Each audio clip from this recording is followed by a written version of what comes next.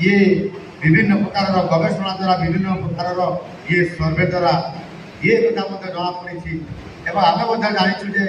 गोटे परिवार गोटे लोकंर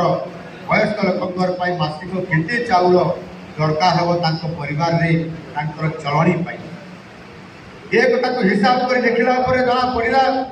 जे गोटे परिवार गोटे वयस्क लोकंर दरकार होची मासक 8 किलोग्राम चाउल कि गहम कि खाद्य शस्य कि भाव में पूरण करें गरीब कल्याण अन्न योजना केंद्र सरकार और राज्य सरकार मिलित भाव में ये उद्यम मुंड पिछा 5 किलो चाउल निःशुल्क भाव में आप घर को पहुँचे दि जाऊँ किंतु ये जो बाकी शस्य गहम चाउल जब पहुँचे दिए